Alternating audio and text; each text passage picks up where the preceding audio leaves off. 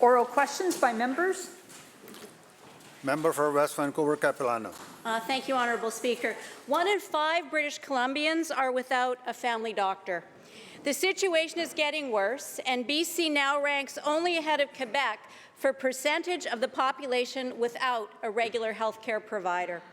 Last week, the Premier lashed out in his attempts to dodge responsibility. He blamed Ottawa, he blamed the opposition, and he even blamed newcomers. Mahaz Golshenka says, and I quote, "I'm 72 years old. I moved to Victoria about 2 years ago, and I'm still searching for a doctor," end quote. Why did the Premier blame newcomers like Manaz instead of helping to ensure that all British Columbians can access a family doctor? Premier of British Columbia. Thank you, Honourable Speaker, and I thank the member for her question. I was attempting to respond last week to this line of questioning by focusing on the challenges that all British Columbians are facing, whether they live in urban centres or they live in rural British Columbia. We have been uniquely challenged in British Columbia because of the influx of people from across Canada and indeed around the world who have come to British Columbia as a place to put down roots and raise families. With that comes a requirement for services, and we have had questions raised by opposition members, appropriately so, about the challenges of housing, the challenges of health care, the challenges of childcare, all a result of the desirability of our province as a place to put down roots. So I embrace and rejoice in that, but we also have to acknowledge that there are downs with the ups, and one of them is providing the myriad of services that the member inventoried and I've just added to. With respect to the federal government, at no time have I blamed the federal government. Quite the contrary, I've appealed to the federal government to join with provinces across the country to reimagine health care, to make sure that we have the services people need now and in the future. That is by making sure that our primary health care system and the network that we are establishing here in British Columbia provides services to people as they need it, where they need it. That's going to take a significant infusion of cash, which has been lacking from successive federal governments going back decades, not days, not months, but decades. This is acknowledged by premiers across the country. I am honoured to be the head of the Council of the Federation today and for the next number of months, and my obligation is to continue to work collaboratively with my colleagues on behalf of all of us so that we can address the challenges the member so quite rightly points out. West Vancouver Capilano supplemental. Thank you, Honourable Speaker, and thank you to the Premier. But this government knows that immigration is happening, that people are moving here. We have those numbers. We have to anticipate that. That can't be an excuse or a reason for us not having enough doctors in British Columbia. It's time for the Premier to look in the mirror and do something other than to deflect. Immigrant women are particularly vulnerable, yet shamefully, the Premier chose to scapegoat people instead of helping them. Kashmir Olik writes, and I quote, "My wonderful doctor will be retiring very soon, and I'm terrified of not receiving proper medical care.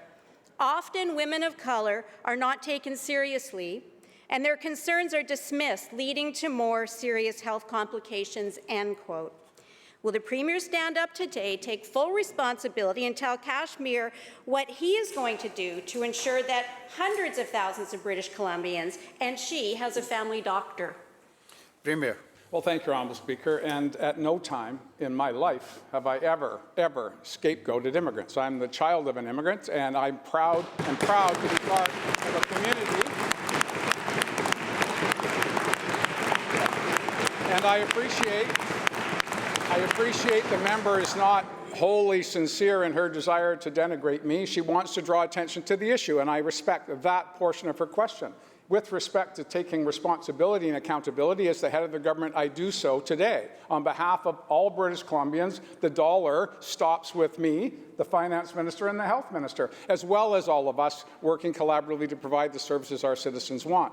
What we have been doing is trying to break the traditional mold of you need a GP or you can't get health care by putting in place primary care networks so we can provide the services people need in a real-time basis in communities across British Columbia. It's working, it will take more time, and the influx of people coming from around the world is exciting for all of us. But it does have it does have costs, and we all in this House have to pass budgets to make sure that we can provide the services for people, and we'll be bringing forward those budgets as we have since February, and I look forward to unanimous support when the health budget comes forward in the next number of days. Opposition House Leader. Thank you very much, Mr. Speaker. Well, only in NDP land would they say that presiding over an increase of 200,000 British Columbians who are no longer attached to primary care physicians, that somehow that reflects the primary care networks actually working in this province. It's been an abysmal failure under this Premier and under this government. And for 2 elections, the Premier has actually promised British Columbia that he would make health care better. Instead, the opposite is actually true. Healthcare has been deteriorating day by day by day. It's worsening under this Premier. Now, Alison Lee is a pediatric ER physician at BC Children's Hospital. She says, and I quote, "The hospital is increasingly overwhelmed by patients presenting with issues that could be better treated by family physicians. It's terrible for families who have to wait up to 9 to 10 hours to get their non-urgent issues addressed, and it adds to the burnout of healthcare workers." End quote. So, Mr. Speaker, my question is this. Instead of blaming others, will the Premier listen? Will he take responsibility? And will he take action now to improve healthcare for the British Columbians who need it? Premier. Well, thank you, Honourable Speaker, and I don't want to draw attention to the 16 years that the BC Liberals had, where they came up with not a solution for healthcare, but a bumper sticker, a GP for me, a GP for me. That's what they ran on in 3 successive elections, Honourable Speaker, and at the end of those 3 successive elections, there were fewer GPs than there were when they started. So if you're going to be throwing rocks in a glass house, Honourable Speaker, you should check the fortifications before you start chucking.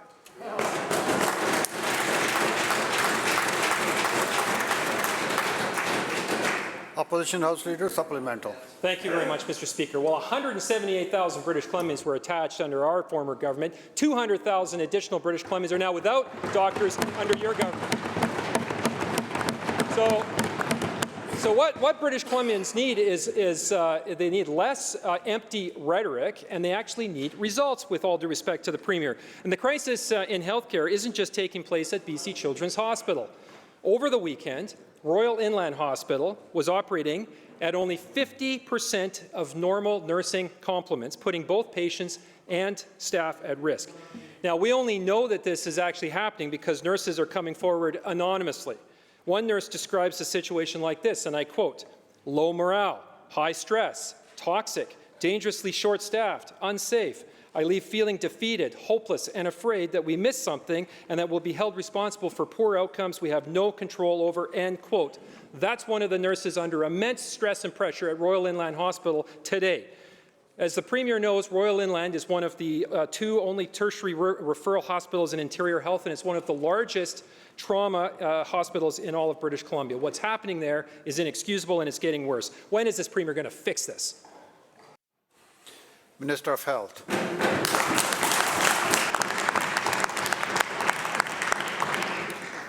Thank you very much, Honourable Speaker. First, I want to both acknowledge and recognize the extraordinary work of everyone at Royal Inland Hospitals and at hospitals across British Columbia who have done exceptional work over the last 2 years of the pandemic. I think it's important to note the exceptional efforts that have taken place across health authorities to respond to what has been a longer than 2 years now and continuing COVID-19 pandemic. In that time, we've added 30,000 healthcare workers in BC, 30,000. The opposition on Thursday suggested that we lost 8,000 healthcare workers. They're wrong. We actually report on this every year.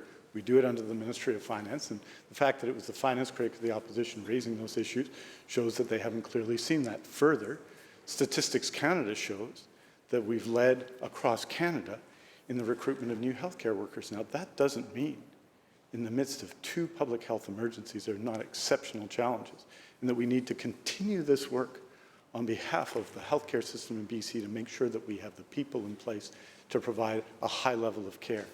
Members all around the House understand, if they visit hospitals, they know this. If they talk to nurses, they talk to doctors, they talk to health sciences professionals, they talk to healthcare workers, they know the challenges, but they also know the unprecedented investment by this provincial government in supporting those healthcare workers.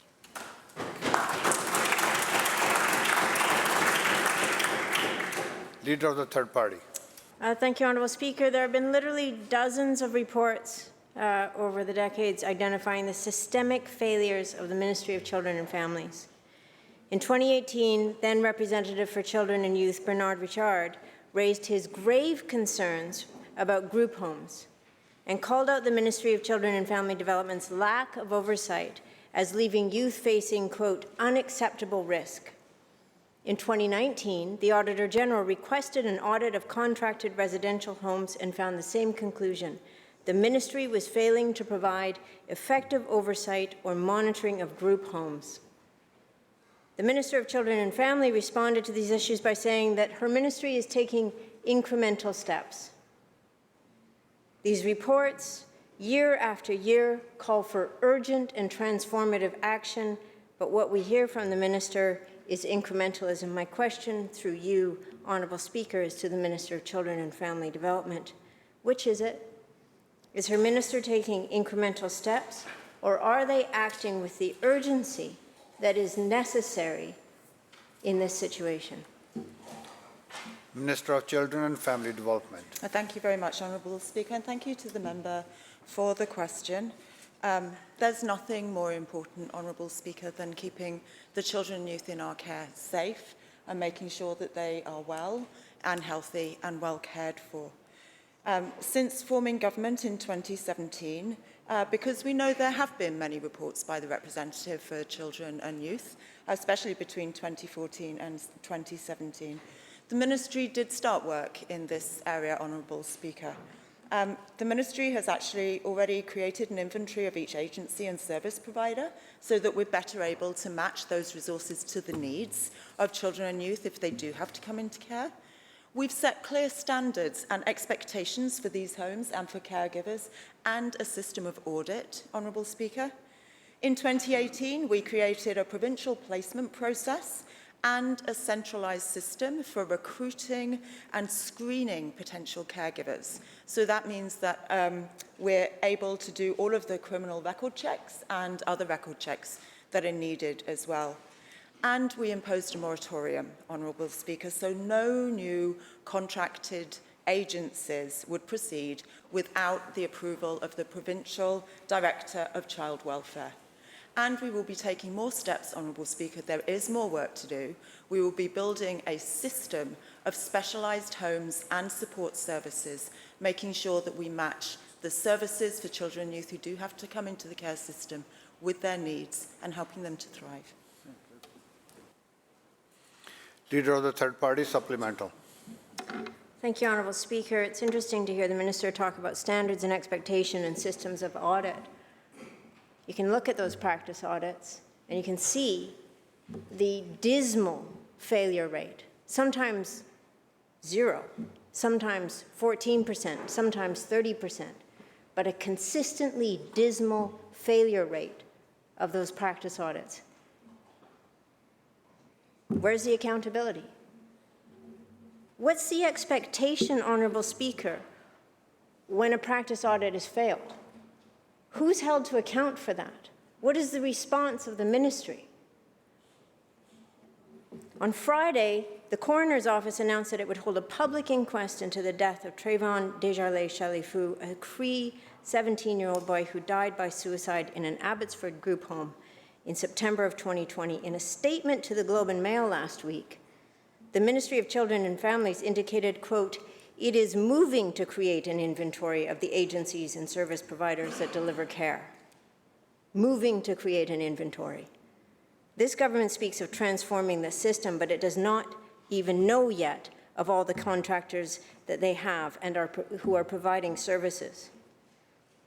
The past 5 years have seen report after report on how this government is failing to hold itself accountable for the state of group homes in this province. And in April of 2022, a month ago, the Representative for Children and Youth released yet another report detailing how little this ministry can account for its own spending, particularly when it comes to Indigenous youth and families. My question, Honourable Speaker, through you is to the Minister of Children and Families.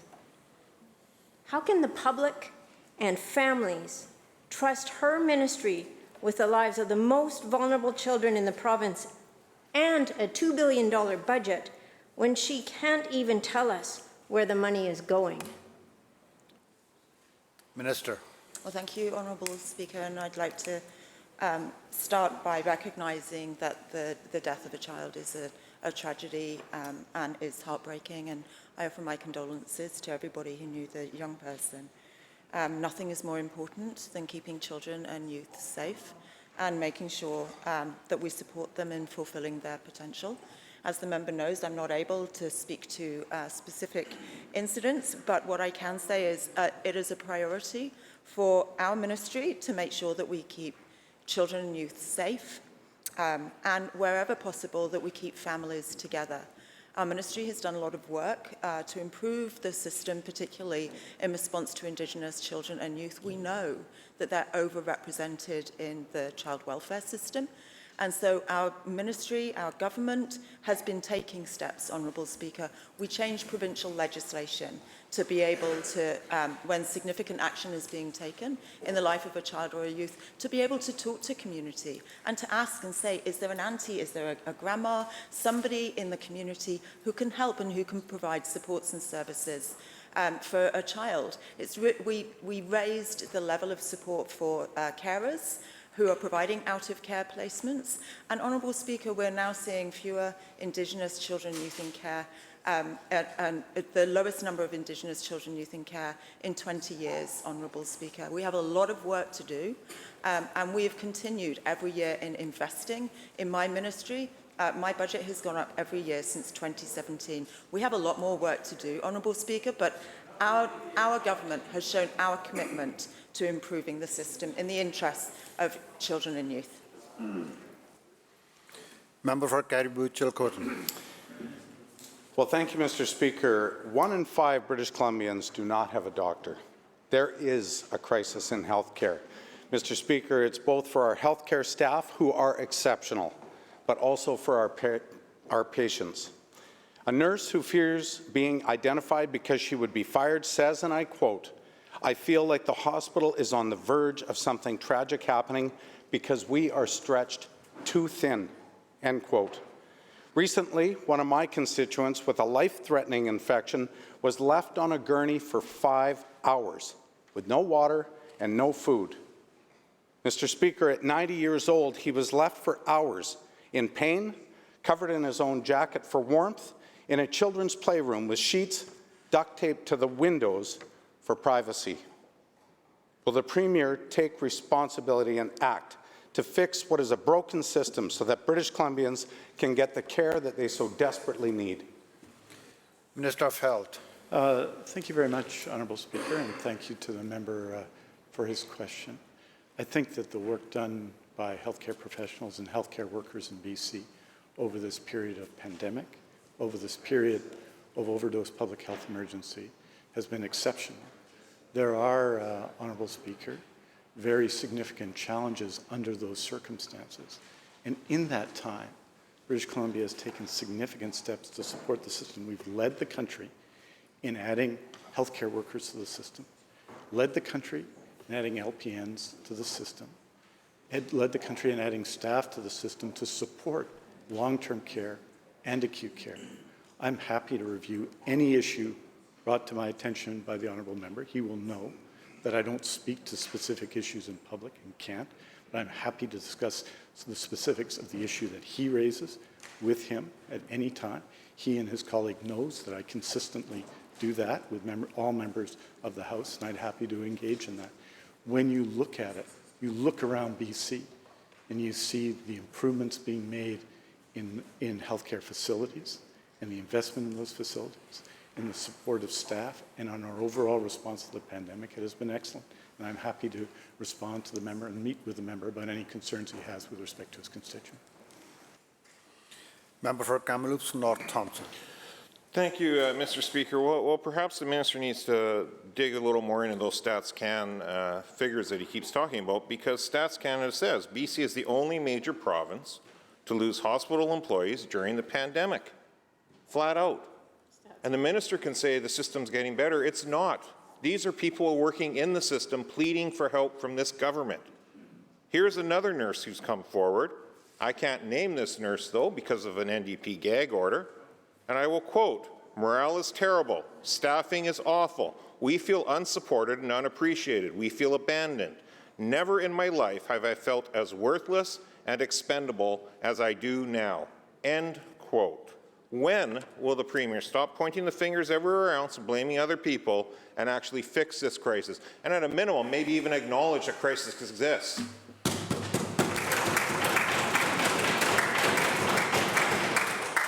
Minister of Health. Honourable Speaker, the member opposite is the finance critic of the opposition. We count the number of healthcare workers we have in BC since the pandemic. We count them. It's a report that he receives every year, and all members of the House receives every year. 2019, I know the opposition prefers surveys to facts, but there you go, Honourable Speaker. Honourable Speaker, that's a... Honourable Members, Speaker, 2000... Let's hear the answer. 2019, 186,775. 2021, 216,020.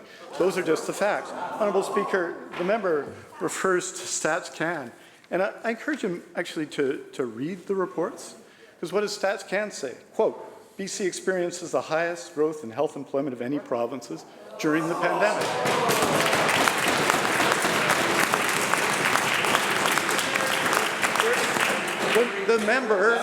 The member is simply wrong on the facts. Wrong on the facts. He takes, there's actually, and this is something StatsCan did, they reclassified employees. The numbers are the same. You just have to read the whole report and you'll see what the facts are.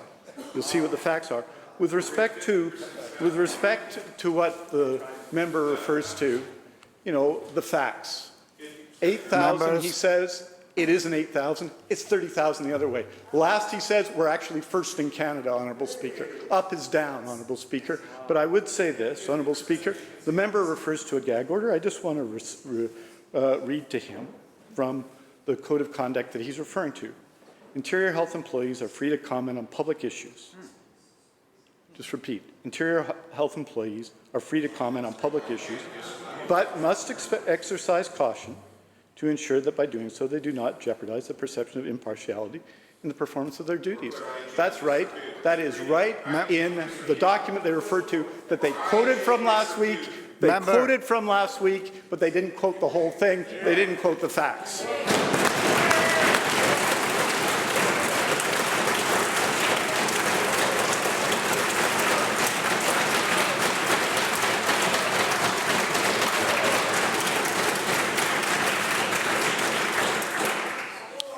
Member for Kelowna Mission. Let's hear the question, please. Members. Member will continue. Thank you, Honourable Speaker. Here's a fact.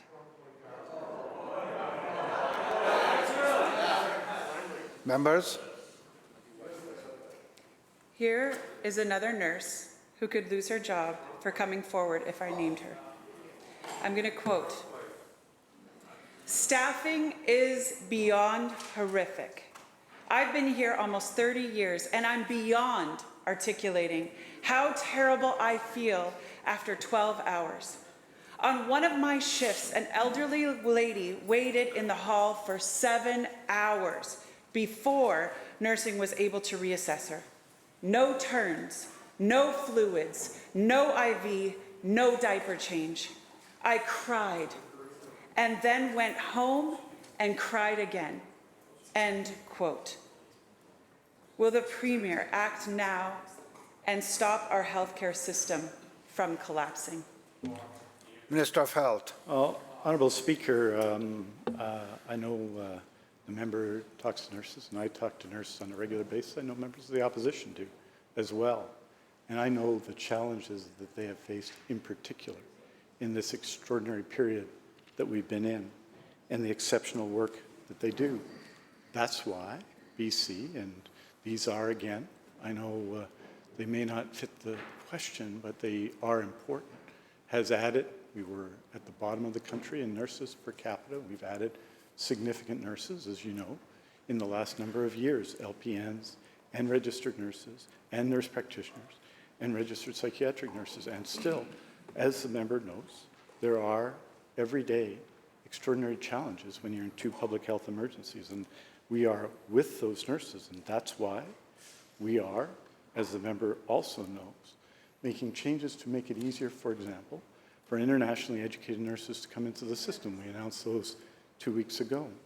It's why we continue to give nurses a greater role in primary care, which is critical. And you see that across the system. It's why we have twice as many nurse practitioners now as we did when we became Minister of Health. And those nurse practitioners are active in providing care in the community. There is no question that there are challenges. There are no question there are challenges in the system. But what we have to do is recognize that in this pandemic, the public health care system responded in an exceptional way for people in BC. And we've got to continue, Honourable Speaker, to invest in it, to ensure it does so and continues to do so in the future.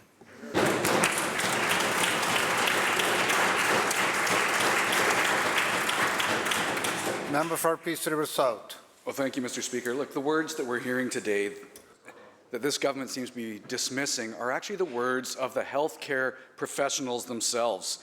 Here's another nurse who's come forward, but I can't name them again because they're worried about the pushback that they'll get in the NDP gag order. And I quote, "I often stay awake all night before a shift having panic attacks. I cry on my way to work, and then I cry again on my way home." End quote. These are the health professionals' words, what they're talking about. When is this government going to act to fix this crisis and help these frontline workers? Minister of Health. Well, thank you, Honourable Speaker. That's what we are working to do, have been working to do since 2017. It means significant investment all over the province. It means investment in the north to recruit and support nursing there and to deal with what is a significant problem, as the member knows, because we've met and talked about it on a number of occasions. The attrition of healthcare workers in the north. We just don't need to recruit. We need to ensure that people stay there, and that means addressing issues around the quality of work. It means having outstanding healthcare facilities. That's why I'm proud we're building a new hospital in Dawson Creek that the member has advocated for and that we've delivered on, and I think that's a positive thing to help, again, recruit people. In other words, to continue to invest in our healthcare workers and our healthcare professionals in order to support people who, when they need the healthcare system, get the care they deserve and the care that they need. And that's what we need to continue to do.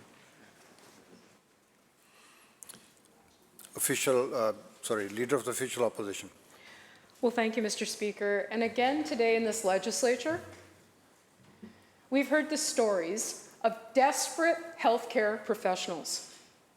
Of course they've done exceptional work. Not one person on this side of the House or any seat in this legislature is saying anything other than that.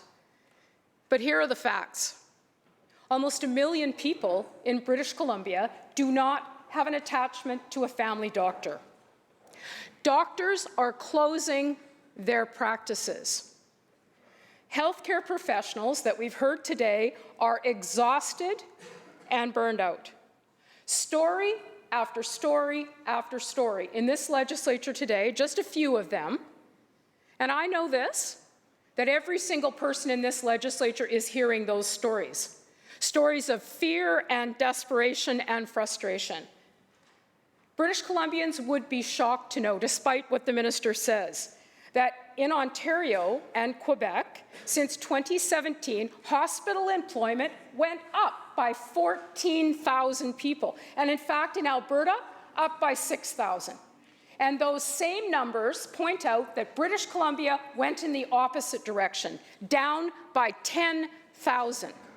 And the minister can dispute and people can groan about what nurses are feeling. Let's be clear. When people are told that they can't speak out for fear of consequences, that is described as a gag order and nothing less, and the minister knows it. Here's a quote for the Premier from another desperate nurse. "The constant anxiety and feelings of impending doom due to our inability to provide decent care and preserve dignity sticks with us. We are constantly fearful for our licenses and afraid for our patients. We aren't sleeping, we aren't coping," end quote. If those words do not compel this Premier to get up and take action, I don't know what will. We are not coping. The words of a desperate nurse in the healthcare system in British Columbia. So to the Premier, will he get up today and acknowledge the desperate nurses and healthcare workers in our province who have spoken out, who want to be heard? Will he get up today, acknowledge their voices, and take immediate action?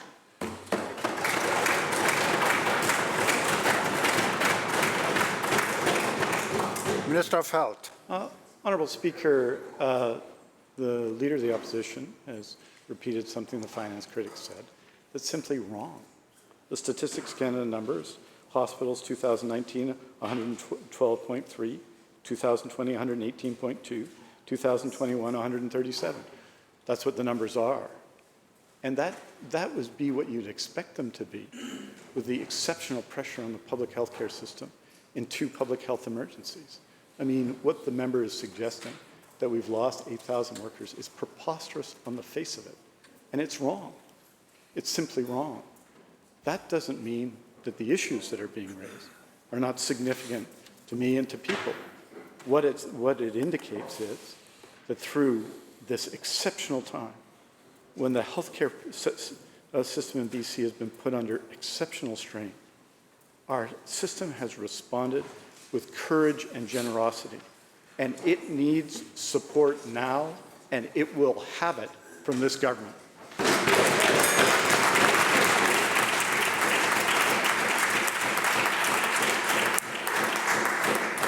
The bell ends question period.